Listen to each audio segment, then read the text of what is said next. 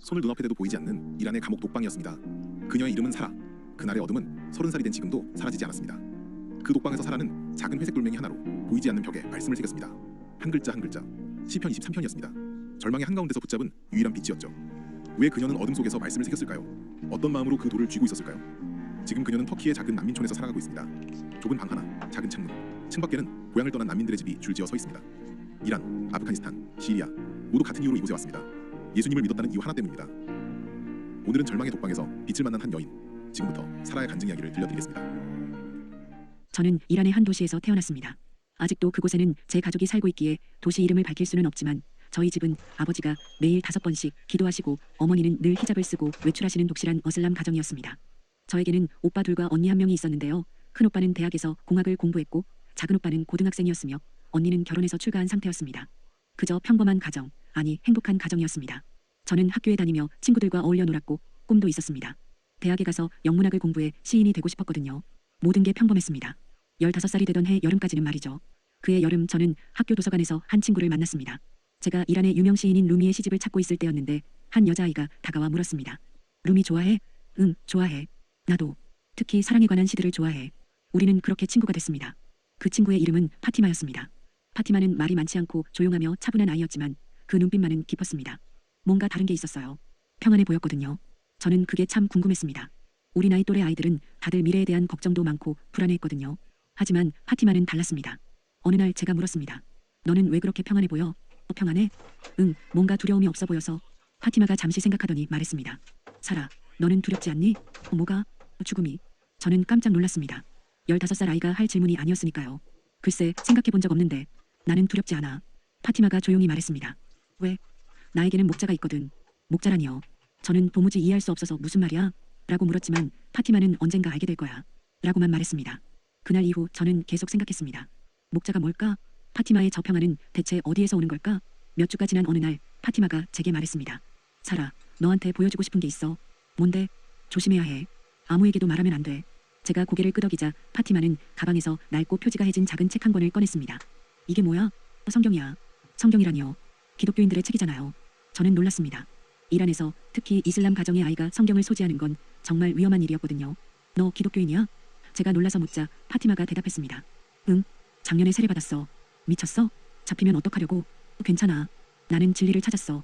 파티마의 눈이 빛났습니다. 진리? 응, 예수님이 곧 진리야. 저는 무슨 말인지 이해할 수 없었지만 궁금했습니다. 읽어볼래? 파티마가 책을 내밀며 말했습니다. 조심해서 읽어. 절대 부모님께 들키면 안 돼. 저는 떨리는 손으로 페르시아어로 된 성경책을 받았습니다. 그날 밤 저는 이불 속에서 손전등을 켜고 성경을 펼쳤습니다. 어디를 펴야 할지 몰라 아무 페이지나 폈는데 거기에 이런 글이 있었습니다. 여호와는 나의 목자시니 내게 부족함이 없으리로다. 목자라는 단어가 보였습니다. 파티마가 말했던 바로 그 목자요. 계속 읽었습니다. 그가 나를 푸른 풀밭에 누이시며 쉴만한 물가로 인도하시는도다. 내 영혼을 소생시키시고 자기 이름을 위하여 의의 길로 인도하시는도다. 그 순간 제 가슴이 뜨거워지더니 눈물이 흘러내렸습니다. 왜 우는지도 몰랐지만 그냥 그 말씀이 제 영혼을 만지는 것 같았습니다. 목자, 저를 인도하시는 분, 저를 푸른 풀밭에 누이시는 분, 제 영혼을 소생시키시는 분. 계속 읽어내려갔습니다. 내가 사망의 음침한 골짜기로 다닐지라도 해를 두려워하지 않을 것은 주께서 나와 함께 하심이라. 이 구절을 읽는 순간 소름이 돋았습니다. 사망의 음침한 골짜기에서도 두려워하지 않는다고요. 왜냐하면 주께서 함께 하시니까요. 그래서 파티마가 두렵지 않았던 거였습니다. 주님이 함께 하시니까요. 그날 밤 저는 새벽까지 성경을 읽었습니다. 마태복음을 읽으며 예수님의 이야기를, 예수님이 어떻게 사람들을 고치시고 말씀하셨는지를요. 그리고 어떻게 십자가에 달리셨는지, 왜 죽으셨는지, 바로 저 같은 죄인을 위해서였다는 사실을 알게 되었습니다. 저는 울었습니다. 이불을 뒤집어 쓰고 소리 없이 울었어요. 누군가 이렇게까지 저를 사랑한 적이 없었거든요. 다음날 아침 학교에서 파티마를 만나자마자 불렀습니다. 파티마, 응? 나도 알고 싶어. 그 목자에 대해서. 파티마가 환하게 웃으며 말했습니다. 그럼 우리 모임에 와볼래? 모임? 응. 비밀 모임이야. 그렇게 저는 가정교회에 가게 되었습니다. 이란에서 기독교인들은 정부가 허락하지 않기에 공개적으로 모일 수 없거든요. 외국인들을 위한 교회가 몇 개 있지만 페르시아인들이 모이는 교회는 불법이라 비밀리에 누군가의 집에서 밤에 조용히 모여야 했습니다. 그날 밤 파티마와 함께 간 곳은 평범한 아파트였는데 문을 열고 들어가니 20명 정도가 모여 있었습니다. 남자도 여자도 있었고 젊은 사람도 나이 든 분도 있었는데 모두 조용히 앉아 있었습니다. 환영합니다. 한 중년 남자가 말했습니다. 나중에 알았지만 목사님이셨어요. 첫 방문이죠? 네. 제가 떨리는 목소리로 대답했습니다. 두려워하지 마세요. 여기는 안전합니다. 하지만 제 마음은 계속 두근거렸습니다. 잡히면 어떡하지? 부모님이 아시면 어떡하지? 그런데 예배가 시작되자 모든 두려움이 사라졌습니다. 기타 한 대로 반주하며 이웃이 들을까봐 작은 소리로 찬양을 불렀지만 그 작은 소리가 제 마음을 가득 채웠거든요. 주님은 나의 목자, 나는 부족함 없네. 그 찬양을 들으며 또 눈물이 났습니다. 목사님은 요한복음 10장 선한 목자에 관한 말씀을 설교하셨습니다. 나는 선한 목자라. 선한 목자는 양들을 위하여 목숨을 버리느니라. 나는 내 양을 알고 양도 나를 아는 것이. 제 눈에서 눈물이 멈추지 않았습니다. 예수님이 저를 아신다고요? 저를 위해 목숨을 버리셨다고요? 그날 밤 예배가 끝나고 목사님이 물으셨습니다. 오늘 예수님을 영접하고 싶은 분 계세요? 저는 떨리는 손이었지만 확실하게 손을 들었습니다. 이리 나오세요. 저는 앞으로 나갔고 목사님이 손을 얹으시며 기도하셨습니다. 하나님 아버지, 이 어린 양을 받아주소서. 그 순간 따뜻한 무언가가 제 온몸을 감쌌습니다. 평안이었어요. 파티마가 가졌던 그 평안을 이제 저도 갖게 된 것입니다. 그날부터 저는 이중생활을 시작했습니다. 낮에는 학교에 가고 집에서는 부모님께 순종하는 평범한 이슬람 딸이었지만 밤에는 가정교회에 다니는 기독교인이었습니다. 일주일에 두세 번 성경을 읽고 기도를 배우고 찬양을 불렀습니다. 힘들었지만 행복했습니다. 예수님을 알게 된 게 너무 좋았거든요. 1년이 지나 16살이 되던 해 목사님이 물으셨습니다. 사라, 세례 받을 준비 됐니? 네. 저는 망설이지 않고 대답했습니다. 세례는 어느 형제 집 욕조에서 받았습니다. 목사님이 제 머리에 물을 부으시며 말씀하셨습니다. 아버지와 아들과 성령의 이름으로 세례를 주노라. 사라, 너는 이제 그리스도 안에서 새로운 피조물이다. 물이 얼굴을 타고 흘러내리는 순간 정말로 새로워진 것 같았습니다. 옛것은 지나갔고 새것이 되었으니까요. 형제자매들이 박수를 치며 축하해, 사라. 이제 우리 자매야. 라고 말해주었습니다. 저는 웃었고 행복했지만 동시에 알고 있었습니다. 이제부터 더 조심해야 한다는 것을요. 이란에서 이슬람에서 기독교로 개종하는 건 배교라고 불리며 사형에 처해질 수도 있는 중죄니까요. 하지만 저는 두렵지 않았습니다. 아니, 두려웠지만 예수님을 포기할 수는 없었습니다. 그렇게 4년이 흘러 저는 대학 영문과에 진학했습니다. 여전히 시인이 되고 싶었지만 이제는 하나님을 찬양하는 시를 쓰고 싶었죠. 대학 생활은 즐거웠고 공부도 재미있었으며 친구들도 생겼지만 저는 여전히 가정교회에 다녔습니다. 이제는 청년부에서 찬양 인도도 하고 새신자들을 돌보며 섬겼는데 교회가 점점 커져서 모임 인원이 30명이 넘었습니다. 너무 많아서 두 그룹으로 나눴지만 사람이 많아질수록 들킬 위험도 커졌습니다. 20살이 되던 해봄이었습니다. 학교에 갈 때 누군가 저를 따라오는 것 같았고 처음에는 착각인 줄 알았지만 교회 갈 때도 누군가 지켜보는 느낌이 계속되었습니다. 사라, 조심해야 할 것 같아. 요즘 종교경찰이 우리를 감시하고 있어. 목사님이 조심스럽게 말씀하셨습니다. 종교경찰은 이란 정부에서 운영하는 특별경찰로 도덕경찰이라고도 불리며 여자들의 히잡 착용을 검사하거나 불법교회를 단속하고 기독교인들을 체포하는 곳입니다. 당분간 모임을 쉬는 게 좋겠어. 목사님의 말씀에 다른 형제자매들도 고개를 끄덕였지만 저는 말하려다 멈췄습니다. 사라, 안전이 우선이야. 파티마가 제 손을 잡았지만 저는 예배를 드리지 않으면 숨이 막힐 것 같았습니다. 정말 그랬어요. 예배 없이는 살 수 없을 것 같았거든요. 기도는 집에서도 할 수 있어. 라는 목사님의 말씀에도 저는 알아요. 하지만 혼자는 싫어요. 라고 했습니다. 결국 저희는 더 조심하면서 계속 모이기로 했지만 그게 실수였습니다. 그해 6월 제 생일을 일주일 앞둔 새벽이었습니다. 똑똑똑. 새벽 5시에 문 두드리는 소리에 잠에서 깼는데 누가 이 시간에 왔나 싶을 때 더 세게 문을 두드리는 소리가 들렸습니다. 문 열어. 남자들의 목소리였습니다. 종교경찰이다. 당장 문 열어. 제 심장이 멎는 줄 알았습니다. 드디어 온 거예요. 제가 그토록 두려워하던 순간이. 아버지가 문을 여시는 모습이 제 방 문틈으로 보였는데 곧이어 검은 유니폼을 입은 6명의 남자가 집 안으로 들이닥쳤습니다. 사라가 누구냐?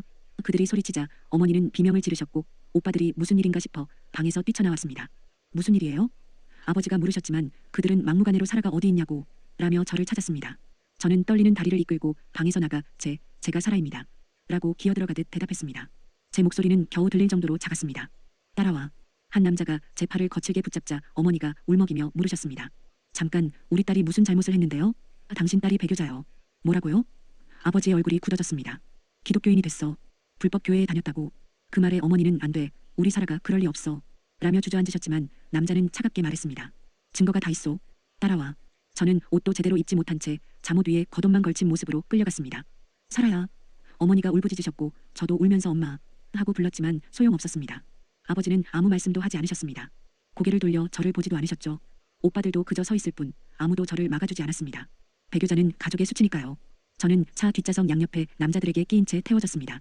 차가 출발하고 창밖으로 해가 떠오르고 있었는데 정말 아름다운 일출이었습니다. 하지만 그것이 제게는 마지막 자유로운 아침이었습니다. 여러분, 혹시 자유를 잃어본 적 있으신가요? 공기를 마음껏 마실 수 있고 햇빛을 볼 수 있고 사랑하는 사람을 만날 수 있다는 것. 그 모든 게 얼마나 큰 축복인지 아시나요? 저는 그날 처음 알았습니다. 차는 창문도 별로 없는 회색 건물 앞에 멈춰섰습니다. 내려. 저는 긴 복도를 지나 양쪽으로 신문실이라 쓰인 방들이 있는 곳으로 끌려 들어갔습니다. 한 방으로 들어갔는데 에어컨을 세게 틀어놓은 것인지 아니면 제가 너무 떨어서인지 몹시 차가웠습니다. 딱딱한 나무 의자에 앉혀졌고 책상 너머에는 2명의 남자가 앉아 있었습니다. 이름. 한 남자가 물었습니다. 사라입니다. 나이. 스물입니다. 제 목소리가 떨렸습니다. 아니, 다음 주면 스물이에요. 왜 그런 사족을 붙였는지 모르겠습니다.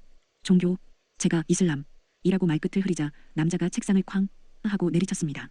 저는 깜짝 놀라 움찔했습니다. 거짓말, 너는 배교자야. 기독교인이 됐어. 인정해. 저는 아무 말도 할 수 없었습니다. 언제부터 교회에 다녔지? 하고 묻는데 제가 대답이 없자 다른 남자가 말했습니다. 대답 안 해? 어차피 다 알고 있어. 파티마가 다 말했거든. 파티마요? 제 마음이 철렁 내려앉았습니다. 파티마는 어디 있어요? 제가 묻자 그들은 차갑게 대답했습니다. 그건 내가 걱정할 일이 아니야. 파티마한테 뭘 했어요? 조용히 해. 질문하는 건 우리야. 신문은 몇 시간 동안 계속됐습니다. 언제부터? 누구와? 어디서 만났지? 목사는 누구야? 다른 사람들 이름대 하며 같은 질문을 반복했습니다. 하지만 저는 끝까지 대답하지 않았습니다. 형제자매들을 배신할 수 없었으니까요. 제가 말하면 그들도 잡혀올 테니까요. 이 고집쟁이 년. 한 남자가 욕설을 내뱉었습니다. 독방에 넣어. 거기서 생각할 시간을 주자고. 독방? 그 단어가 제 머릿속에서 윙윙 울렸습니다. 혼자 갇히는 곳이요. 저는 또 긴 복도를 지나 이번에는 아래층으로 끌려 내려갔습니다. 계단을 따라 내려가니 더 어둡고 습했으며 곰팡이 냄새가 났습니다. 복도 양옆으로 철문들이 줄지어 있었는데 한문 앞에서 멈춰 섰습니다. 간수가 열쇠로 문을 열자 끼익하는 녹슨 소리와 함께 문이 열렸고 그 안은 완전한 어둠이었습니다. 들어가.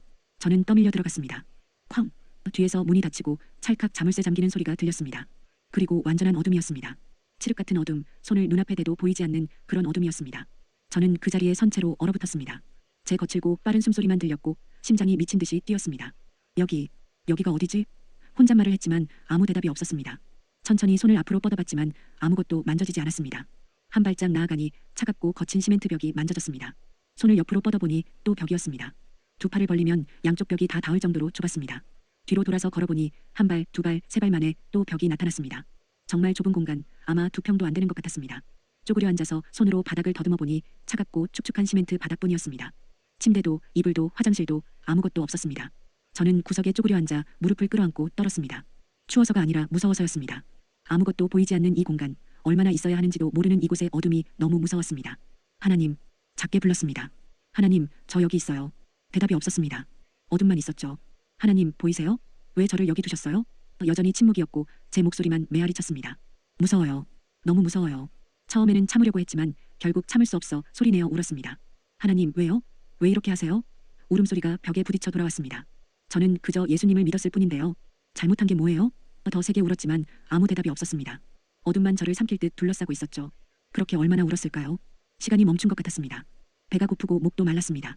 언제 밥을 먹었는지, 어제 저녁인지, 지금 몇 시인지 알 수 없었습니다. 갑자기 문이 열리며 한 줄기 빛이 들어왔습니다. 너무 밝아서 눈을 뜰 수가 없었죠. 밥이다. 누군가 그릇을 밀어넣는 소리가 나고 먹으라는 말과 함께 다시 쾅. 문이 닫혔습니다. 또 어둠이었습니다. 저는 바닥을 더듬어 그릇을 찾았습니다. 손에 차가운 금속 그릇이 만져졌고 안에는 밥과 국이 있는 것 같았습니다. 숟가락은 없어서 손으로 떠먹었습니다. 맛은 없었지만 배가 고파서 먹었습니다. 다 먹고 나니 더 외로워졌습니다. 나 여기서 얼마나 있어야 하지? 하루? 일주일? 한 달? 혼잣말을 해봐도 아무도 대답해주지 않았습니다. 저는 다시 구석으로 돌아가 무릎을 끌어안고 그냥 그렇게 앉아 있었습니다. 시간이 얼마나 흘렀는지 모르겠지만 다시 문이 열리고 간수가 화장실이라며 저를 데리고 나갔습니다. 복도 끝 화장실로 가는 동안 빛이 너무 밝아 눈을 뜰 수가 없었습니다. 이를 보고 다시 독방으로 돌아오니 쾅. 또 어둠이었습니다. 이게 반복됐습니다. 밥, 화장실, 어둠. 밥, 화장실, 어둠. 끝이 없었어요. 며칠이 지났는지 알 수 없었고 제 몸도 이상해졌습니다. 씻지 못해서 냄새가 나고 머리도 가렵고 옷도 더러워졌습니다. 하지만 그런 건 중요하지 않았습니다. 더 큰 문제는 제 마음이 점점 무너지고 있다는 것이었습니다. 하나님 계세요? 정말 저와 함께 계세요? 매일 물었지만 대답이 없었습니다. 저를 버리신 건가요? 왜 아무 말씀도 안 하세요? 침묵뿐이었습니다. 그냥 어둠만 있었기에 저는 절망하기 시작했습니다. 하나님이 정말 계실까? 의심이 들었고 계시다면 왜 저를 여기 두시는 거지? 믿음이 흔들렸습니다. 차라리 배교할까? 그러면 나갈 수 있을 텐데. 그런 생각마저 들었습니다. 하지만 마음 깊은 곳에서 뭔가가 저를 붙잡았습니다. 아니야, 살아. 예수님을 부인할 수는 없어. 제 안에서 작은 목소리가 들렸습니다. 하지만 너무 힘들어. 견뎌. 어떻게? 주님이 함께 계셔. 어디? 여기 아무도 없는데. 보이지 않아도 계셔. 그날 밤이었습니다. 아니, 밤인지 낮인지도 몰랐지만요. 저는 바닥에 누워 있었는데 온몸이 시멘트 냉기에 얼어붙는 것 같았습니다. 죽고 싶었어요. 정말로요. 이렇게 사는 게 무슨 의미가 있나 싶어 마지막으로 한 번 더 불러봤습니다. 주님, 주님 정말 계세요? 아무 대답이 없었습니다. 대답해주세요. 제발. 저 여기 혼자예요. 너무 무서워요. 눈물이 흘러내렸습니다. 이렇게 죽는 건가요? 이 어둠 속에서요? 그때였습니다. 희미하게 뭔가 기억이 났습니다. 목사님이 설교하시던 내용이었습니다. 형제자매 여러분, 우리는 살면서 사망의 음침한 골짜기를 지날 때가 있습니다. 사망의 음침한 골짜기요. 하지만 두려워하지 마십시오. 주님이 함께 하십니다. 주님이 함께 하신다고요. 우리가 보지 못해도 느끼지 못해도 주님은 항상 우리와 함께 계십니다. 그 말씀이 제 마음에 울렸습니다. 사망의 음침한 골짜기. 바로 여기였습니다. 이 독방이 바로 그 골짜기였던 겁니다. 내가 사망의 음침한 골짜기로 다닐지라도 시편 23편이 떠올랐습니다. 제가 처음 읽었던 그 말씀이요. 해를 두려워하지 않을 것은 다음 구절이 뭐였죠? 주께서 나와 함께 하심이라. 그래요. 주님이 함께 하신다는 거예요. 이 어둠 속에서도 보이지 않아도 느껴지지 않아도 주님은 여기 계시는 겁니다. 주님. 다시 불렀습니다. 이번에는 달랐습니다. 정말 여기 계세요. 그렇죠? 제가 보지 못해도요. 제가 느끼지 못해도요. 주님은 여기 계세요. 믿음으로 물었더니 그 순간 뭔가 달라졌습니다. 어둠은 여전했지만 더 이상 텅 빈 어둠이 아니었습니다. 주님이 계시는 어둠이었어요. 저는 혼자가 아니었습니다. 감사합니다, 주님. 저와 함께 해주셔서요. 처음으로 감사 기도를 드렸는데 눈물이 났습니다. 아까와는 다른 평안한 눈물이었습니다. 그날 밤 저는 처음으로 주님의 품에서 평안히 잠들었습니다. 다음 날인지 며칠 후인지 정확히 알 수는 없지만 저는 가만히 앉아만 있으면 미칠 것 같아 무언가 할 일을 찾으려 독방 바닥을 더듬고 있었습니다. 차갑고 거친 시멘트 바닥을 더듬느라 손끝이 아려올 때쯤 손에 작고 딱딱한 무언가가 잡혔습니다. 엄지손가락만 한 크기에 한쪽 면이 날카롭게 뾰족한 돌멩이였습니다. 이걸로 뭘 할 수 있을까? 혼잣말하며 벽에 돌을 긁어보니 스윽하는 소리와 함께 홈이 파였습니다. 비록 칠흑 같은 어둠이라 눈으로는 볼 수 없어도 손끝의 감각만으로 글을 쓸 수 있겠다는 생각이 들었습니다. 주님, 제가 무엇을 써야 할까요? 조용히 기도하며 기다리자 마음 깊은 곳에서 음성이 들리는 듯했습니다. 시편 23편을 써라. 너 이후에 이곳에 올 사람들을 위해. 저처럼 신앙 때문에 잡혀올 수많은 형제자매들, 그들이 이 절망의 어둠 속에서 혼자가 아님을 알게 하라는 뜻이었습니다. 알겠습니다, 주님. 쓰겠습니다. 저는 벽을 더듬어 평평한 곳을 찾아 페르시아어로 첫 글자를 새기기 시작했습니다. 여호와는. 어둠 속이라 눈에는 보이지 않았지만 날카로운 돌의 긁혀가루가 떨어지는 벽의 감촉을 손끝으로 느끼며 한 글자 한 글자 정성스럽게 새겨나갔습니다. 나의 목자시니 내게 부족함이 없으리로다. 이 말씀을 새기는 동안 하염없이 눈물이 흘렀습니다. 아무것도 없는 빈 독방이었지만 주님이 계시니 정말 부족함이 없었거든요. 돌로 계속 긁느라 손가락이 아려왔지만 멈출 수 없었습니다. 하루가 지나고 밥을 먹은 뒤 다시 새기기 시작했습니다. 그가 나를 푸른 풀밭에 누이시며 비록 이곳은 풀밭이 아니라 차가운 시멘트 바닥이었지만 주님이 주시는 안식이 있었습니다. 쉴만한 물가로 인도하시는도다. 물 한 모금 없어도 주님의 말씀이 생수였습니다. 이틀, 사흘, 나흘. 저는 계속해서 새겼습니다. 내 영혼을 소생시키시고 자기 이름을 위하여 의의 길로 인도하시는도다. 정말 그랬습니다. 아무도 없는 이 어둠 속에서 말씀을 새기는 동안 제 죽어가던 영혼이 살아났고 이해할 수는 없었지만 이 고난 또한 주님의 인도하심이라 믿었습니다. 그리고 가장 중요한 구절을 새길 차례였습니다. 내가 사망의 음침한 골짜기로 다닐지라도. 바로 여기였습니다. 이 독방이 바로 그 골짜기였지만 이제는 두렵지 않았습니다. 해를 두려워하지 않을 것은. 나중에 이곳에 올 사람이 읽을 수 있도록 손끝에 힘을 주어 분명하게 새겼습니다. 주께서 나와 함께 하심이라. 이 구절을 새기는 동안 저는 펑펑 울었습니다. 칠흑 같은 어둠 속에서도 주님은 분명히 저와 함께 계셨으니까요. 저는 혼자가 아니었습니다. 주의 지팡이와 막대기가 나를 안위하시나이다. 제 손에 들린 이 작은 돌멩이가 마치 주님의 지팡이 같았습니다. 이걸로 나중에 올 사람들을 위한 위로를 만들고 있었으니까요. 며칠이 더 지났는지 아마 열흘쯤 되었을 겁니다. 저는 쉬지 않고 계속 새겼습니다. 주께서 내 원수의 목전에서 내게 상을 차려주시고 이 독방은 주님이 제게 차려주신 말씀의 잔치상이었습니다. 기름을 내 머리에 부으셨으니 그 기름 부으심 덕분에 제가 이 고난을 견딜 수 있었습니다. 내 잔이 넘치나이다. 정말 넘쳤습니다. 아무것도 없는 이곳에서 주님의 은혜가 넘쳤습니다. 마지막으로 제일 중요한 구절이 남았습니다. 내 평생의 선하심과 인자하심이 반드시 나를 따르리니. 이 독방에서 죽을지 언젠가 나갈지 모르지만 제 평생 주님의 선하심은 계속 따를 것입니다. 내가 여호와의 집에 영원히 살리로다. 이 독방은 영원하지 않지만 주님의 집은 영원하니까요.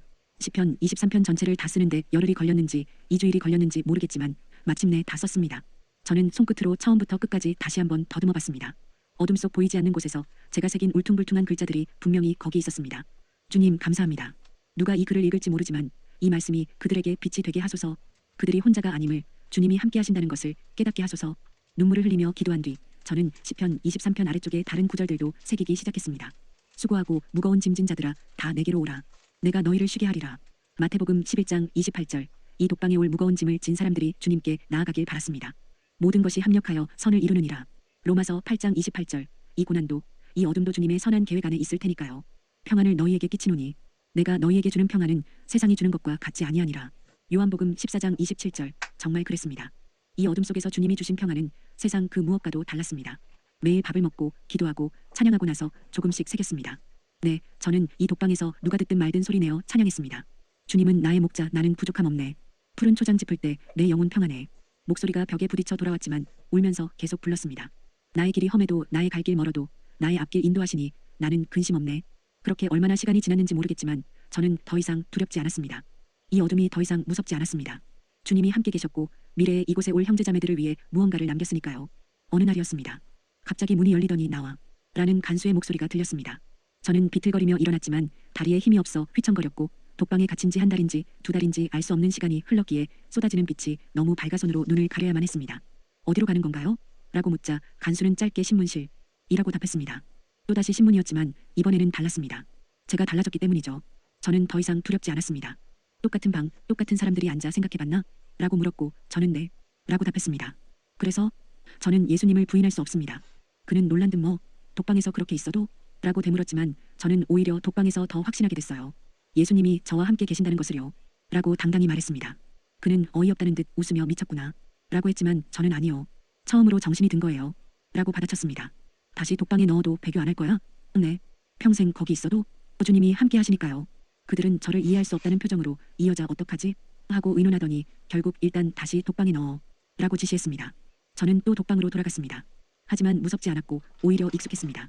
쾅! 문이 닫히고 어둠이 저를 감쌌지만 이제는 알았습니다. 이 어둠 속에 주님이 계시다는 것을요. 저는 벽으로 가서 손으로 더듬어 제가 쓴 글자를 찾았습니다. 있었습니다. 시편 23편이요. 손끝으로 여호와는 나의 목자시니 한 글자 한 글자 읽어 내려갔는데 제가 쓴 글자임에도 불구하고 저를 깊이 위로했습니다. 며칠이 더 지나고 놀라운 일이 일어났습니다. 문이 열리더니 간수가 제 이름을 불렀습니다. 사라. 네. 석방이다. 뭐라고요? 저는 제 귀를 의심했습니다. 나가라는 말이야. 석방됐어. 왜요? 국제사회의 압력 때문이야. 내 소식이 해외로 알려져서 인권단체들이 난리야. 간수는 하지만 감시는 계속될 거야 조심해. 라고 덧붙였습니다. 저는 풀려났습니다. 나중에 알았지만 꼬박 석 달 만이었습니다. 밖으로 나오니 햇빛이 눈부셨고 하늘은 파랬으며 공기가 달았습니다. 진정한 자유였습니다. 집으로 돌아가자 아버지가 문을 여셨지만 아무 말씀도 없으셨고 어머니는 살아야 살아야 부르며 울면서 저를 안아주셨습니다. 엄마. 저도 함께 울었지만 오빠들은 여전히 저를 배교자로 여기며 쳐다보지도 않았습니다. 며칠 후 목사님과 연락이 닿았습니다. 사라, 이란을 떠나야 해. 여기 있으면 다시 잡혀갈 거야. 알아요. 저도 알고 있었습니다. 터키로 가. 거기서 난민 신청을 해. 그러면 안전할 거야. 그렇게 저는 이란을 떠나기로 했고 가족과 이별해야 했습니다. 어머니가 우시며 살아야 왜 그 예수를 포기하지 못하니? 그럼 죽을 수도 있어. 라고 하셨지만 저는 어머니, 저는 예수님 없이는 살 수 없어요. 그래도 괜찮아요. 예수님과 함께라면요. 라고 대답할 수밖에 없었습니다. 어머니는 더 이상 말씀하지 않고 그냥 저를 안아주셨고 아버지는 끝까지 저를 보지 않으셨습니다. 저는 위험한 여정 끝에 국경을 넘어 터키로 갔고 주님이 지켜주셨습니다. 터키에 도착해 난민 신청을 하고 작은 난민촌 방 하나짜리 집에 자리를 잡았습니다. 작은 집이었지만 자유가 있어 감사했습니다. 거기에는 저처럼 이란에서 온 기독교인들이 많았는데 우리는 더 이상 숨지 않고 터키에서는 공개적으로 함께 예배를 드렸습니다. 저는 제 간증을 나눴습니다. 독방 이야기를, 시편 23편을 벽에 새긴 이야기를요. 언니, 어떻게 그렇게 강해질 수 있었어요? 한 자매가 묻기에 저는 강하지 않아요. 주님이 강하신 거죠. 라고 답했습니다. 독방에서 무엇을 했어요? 시편 23편을 벽에 새겼어요. 저 이후에 올 사람들을 위해서요. 사람들이 울면서 저도 예수님을 믿고 싶어요. 어떻게 해야 해요? 라고 물었습니다. 그렇게 한 명, 두 명 모이기 시작해 6달 후에는 10명, 1년 후에는 30명, 1년 반 후에는 50명이 넘었습니다.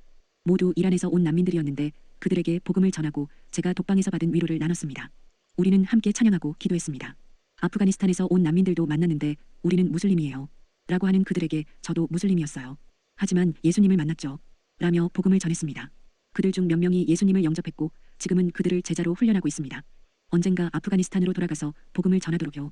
여러분, 혹시 고난이 헛되다고 생각하신 적 있으세요? 저는 독방에서 이게 무슨 의미가 있을까?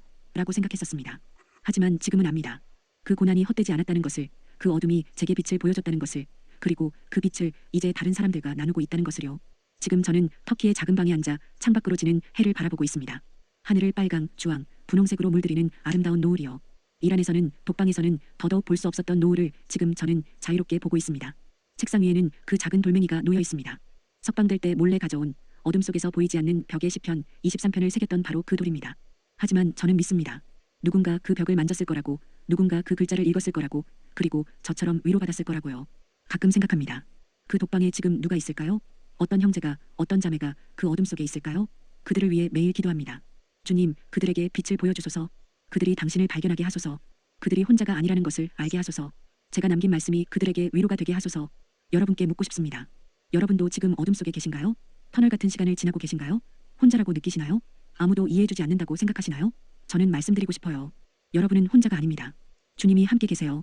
비록 보이지 않아도, 비록 느껴지지 않아도 주님은 거기 계십니다. 사망의 음침한 골짜기에도요. 제가 그랬듯이 여러분도 이 고난을 견뎌내실 것이고 언젠가 이 고난이 다른 사람들을 위한 빛이 될 선물이었다는 것을 아시게 될 겁니다. 저는 독방에서 배웠습니다. 어둠이 끝이 아니라는 것을요. 어둠은 주님을 더 깊이 만나는 새로운 시작이라는 것을요. 제 이야기가 여러분께 작은 위로가 되었으면 좋겠습니다. 그리고 기억해 주세요. 여호와는 나의 목자시니 내게 부족함이 없으리로다. 아무것도 없는 것 같아도 주님이 계시면 부족함이 없습니다. 내가 사망의 음침한 골짜기로 다닐지라도 해를 두려워하지 않을 것은 주께서 나와 함께 하심이라. 어떤 어둠 속에서도 주님이 함께 하십니다. 내 평생의 선하심과 인자하심이 반드시 나를 따르리니 내가 여호와의 집에 영원히 살리로다. 이 땅의 고난은 잠시지만 주님과 함께하는 영원은 끝이 없습니다. 마지막으로 짧은 기도를 드리고 싶습니다. 주님, 지금 이 이야기를 듣고 계신 모든 분들을 축복해 주세요. 그들이 어둠 속에 있다면 빛을 보여주소서. 그들이 두려워한다면 평안을 주소서. 그들이 외롭다면 당신의 임재를 느끼게 하소서. 우리 모두가 당신의 선하심을 믿게 하소서. 예수님의 이름으로 기도합니다. 아멘. 감사합니다. 여러분을 사랑합니다. 그리고 주님이 여러분을 더 사랑하십니다. 오늘 사라 자매님의 이야기를 함께 나누었습니다. 이 간증을 준비하면서 제 마음은 참 아팠습니다. 20살의 어린 자매가 그 깊은 어둠 속 독방에서 보이지도 않는 벽에 말씀을 새겼다는 것, 그것도 자신이 아니라 언젠가 그곳에 들어올 누군가를 위해서요. 저는 솔직히 부끄러웠습니다. 저라면 그렇게 할 수 있었을까요? 절망 속에서도 누군가에게 빛을 남길 수 있었을까요? 자신이 없습니다. 하지만 사라 자매님의 이야기를 들으며 하나님의 은혜가 얼마나 큰지 다시 깨달았습니다. 우리가 약할 때 하나님이 강하시다는 것, 우리가 어둠 속에 있을 때 하나님은 우리에게 빛이 되어주신다는 것 말입니다. 여러분은 어떠셨나요? 혹시 지금 터널 같은 시간을 지나고 계신가요? 끝이 보이지 않는 고난 속에 계신가요? 그렇다면 사라 자매님의 이야기를 기억해주세요. 그 어둠 속에서도 하나님은 함께 계셨다는 것을, 그리고 그 고난이 언젠가 다른 사람에게는 빛이 되는 축복이 될 수 있다는 것을요. 댓글로 여러분의 이야기를 나눠주세요. 서로를 격려하는 이 작은 공동체가 누군가에게 큰 힘이 될 수 있습니다. 앞으로도 이런 감동적인 간증들을 계속 나누겠습니다. 구독과 좋아요 꼭 눌러주시고 함께 걸어가요 이 믿음의 여정을요. 하나님의 은혜와 평강이 여러분의 삶에 가득하시길 기도합니다.